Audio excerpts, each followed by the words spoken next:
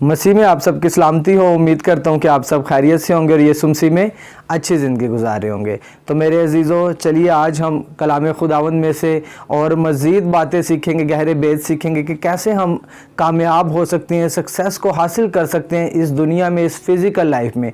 Last जो हमने सीखा था कलाम खुदावंद में से, लास्ट वीडियो में मैंने आपको बताया था कि कैसे दाऊद ने, जो उसकी सक्सेस का राज था, उसकी बातें थी, तो उसने बताया अपने बेटे सुलेमान को कि इन चीज़ों को फॉलो करना तो तुम कामयाब होगे अपनी लाइफ में। तो मैंने आपको कहा था कि मैं पार्ट 2 में मैं आपको बताऊंगा यीशुआ के बारे में, और मज़ीद आपको ये भी बताऊंगा कि यीशु मसीह ने आपको एक राजा बनाया और एक काहिन भी बनाया।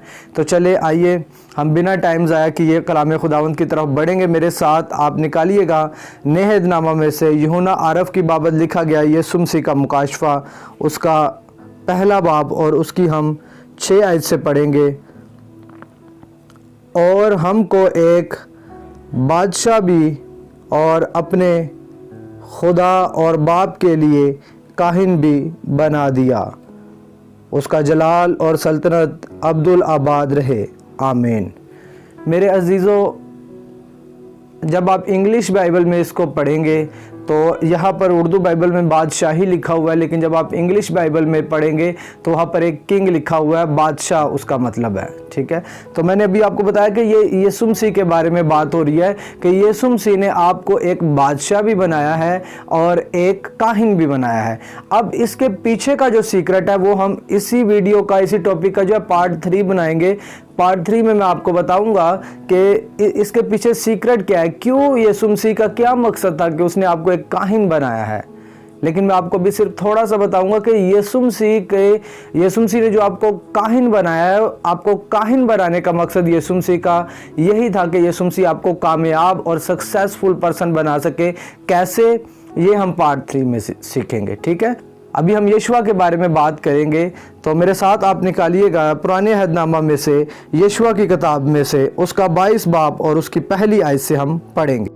उस वक्त यीशुआ ने रूबेनियों और जद्दियों और मनस्सी के आधे कबीला को बुलाकर उनसे कहा कि सब कुछ जो खुदावंद के बंदा मूसा ने तुमको फरमाया तुमने माना, और जो कुछ मैंने तुमको हुक्म दिया उसमें तुमने मेरी बात मानी। तुमने अपने भाइयों को इस मुद्दत में आज के दिन तक नहीं छोड़ा, बल्कि खुदावंद अपने खुदा के हुक्म की ताकीद पर अमल किया। और अब खुदावंद तुम्हारे खुदा ने तुम्हारे भाइयों को जैसा उसने उनसे कहा था आराम बख्शा है।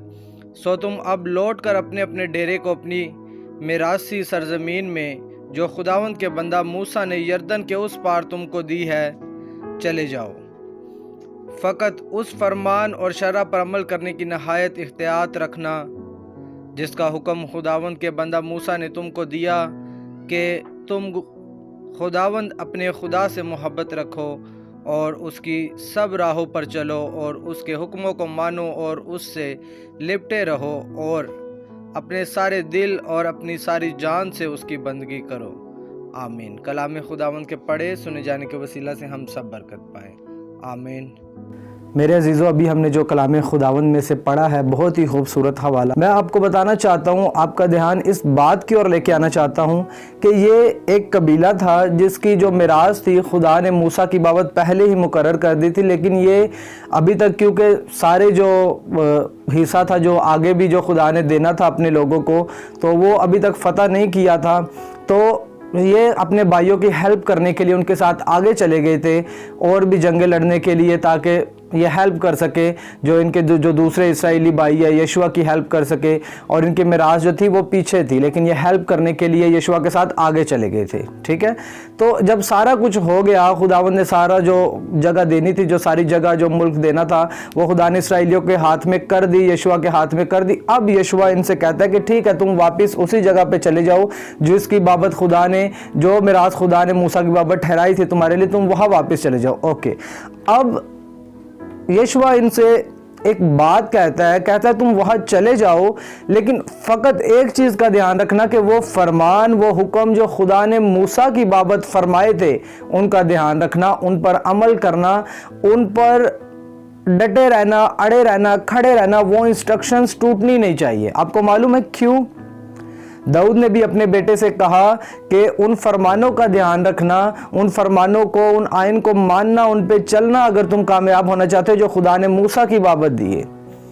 अब सेम यही चीज़ आप देखें कि यशुआ भी पहले जब वो लोगों को भेज रहा है उनकी मिरासी मुल्क में, तो उनको बरकत दे रहा है और उन्हें बोल रहा है, लेकिन फ़कत एक चीज़ का ध्यान रखना कि जो बातें खुदा ने मूसा की बाबत बोली हैं उन पर अड़े रहना, उन्हें मानना, उन आइनों, उन हुक्मों को मानना, तभी तुम कामयाब होगे।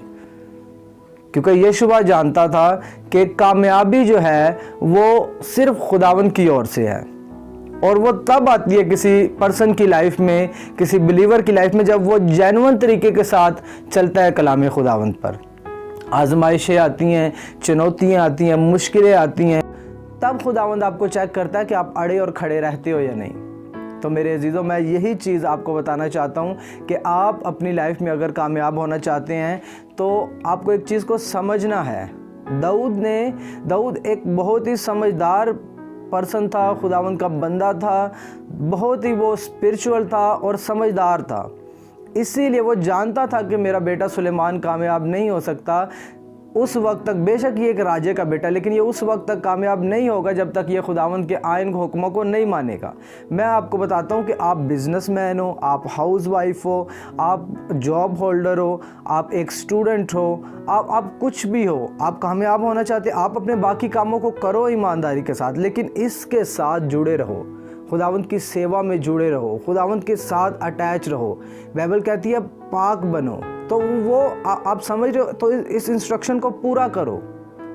बाइबल कहती है हदिया और देय की लेके आओ, तो इस इंस्ट्रक्शन को पूरा करो। इन आइनों को, हुक्मों को तोड़ो मत। यशुआ इनको मानता था, दाऊद ने इनको माना।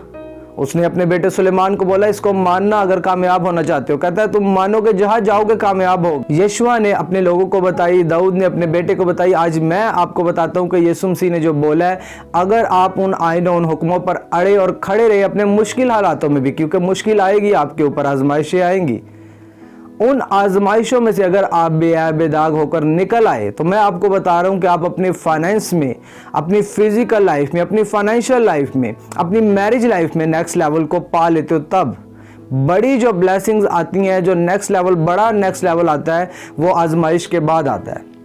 आप अपनी तंगी की हालत में हो, आप फिर भी बोना नहीं छोड़ते, देय की निकालते हो, खुदावंद के हुजूर अच्छे हदिये लेके जाते हो, खुदावंद के खादमों की आप खिदमत करते हो, खुदावंद के राज्य के लिए, अंजील के कामों के लिए अपने रुपया पैसा देते हो, अपनी तंगी की हालत में भी। मैं आपको सच कहता हूँ कि आपका ये बीज ज़ाया नहीं जाता। खुदावंद आपकी फाइनेंशियल लाइफ को जब आप देखोगे, बिना मतलब के जब आप चलोगे कि ठीक है बस जो भी है, चंगा करे ना करे, बरकत दे ना दे, बचाए ना बचाए, छुड़ाए ना छुड़ाए, मेरा खुदावंद यही था, है और रहेगा।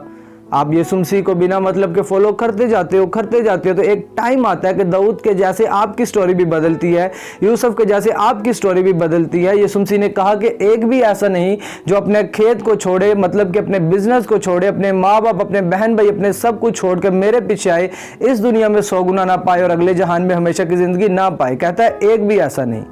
मैं आपको सिर्फ ये चीज़ सिखाना चाहता हूँ कि आप वो आइन, वो हुक्म जो खुदावंद ने आपको दिए हैं, उनके साथ जुड़े रहो।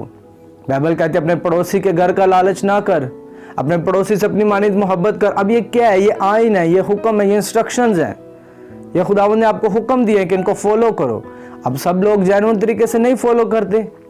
अगर अब आपका पड़ोसी अच्छा नहीं है, हाँ मान लो आपका पड़ोसी अच्छा नहीं है, इसके बावजूद आप उसके साथ बाइबल, क्योंकि बाइबल कह रही है अपनी पड़ोसी से अपनी मानिंद मोहब्बत रखो, तो बाइबल की आप मानकर वो आपके साथ गलत है, लेकिन आप फिर भी उससे मोहब्बत रखते हो। आपको मालूम है कि ये जो आप बीज बो रहे हो, जो खुदावंद के साथ चल रहे हो, ये ज़ाया नहीं जाएगा। खुदावंद देख रहा है, वो आपको देखता है, आपके चाल चलन को देखता है, वो आपको अंदर से देखता है। ये ज़ाया नहीं जाता, मैं आपसे सच कहता हूँ। यीशुआ ने, मैं आपसे फिर कहता हूँ, यीशुआ ने अपने लोगों से कहा, दाऊद ने अपने बेटे से कहा, मैं आपसे कहता हूँ कि यीशु मसीह को फॉलो करो, उसके आइन को, उसकी हुक्मों को मानो, उसकी सेवा करो। आप देखना इस दुनिया में 100 गुना पाओगे, अगले जहान में हमेशा की ज़िंदगी पाओगे। मैंने आपको कुछ इंस्ट्रक्शंस बताई हैं। उसने बोला है पाक बनो, उसने बोला है पूरी जो देय की है ज़हीरा खाना में लाओ, अपने हदिया और देय की में मुझे ना ठगो। उसने बोला है कि अपने पड़ोसी से अपनी मानिद मोहब्बत रखो। उसने बोला है अपने माँ बाप की इज्जत करो, उसकी फर्मा बरदारी करो। तो ये सारी इंस्ट्रक्शंस जो यीशु मसीह ने दी है और भी जो इंस्ट्रक्शन दी हुई हैं, जब आप उनको फॉलो करोगे अपनी मुश्किल हालातों में, तंगी के हालातों में, तो मैं आपसे सच कहता हूं कि आप कामयाब होगे इस दुनिया में, इसी लाइफ में। वो काम जो रुके हुए हैं आपके होना शुरू हो जाएंगे। आमीन। तो खुदावंद आज के कलाम के वसीला से आप सबों को बहुत बहुत बहुत बहुत सारी बरकत दे। आमीन। आप मज़ीद खुदावंद के कलाम को सीखने के लिए मेरे चैनल को सब्सक्राइब कर लें और बेल नोटिफिकेशन पर भी क्लिक कर दें, ताकि मेरी हर आने वाली जो नई वीडियो का नोटिफिकेशन है वो आप तक सबसे पहले पहुंच सके। आमीन। खुदावंद आपके साथ हो। खुदावंद आपको बहुत सारी बरकत दे।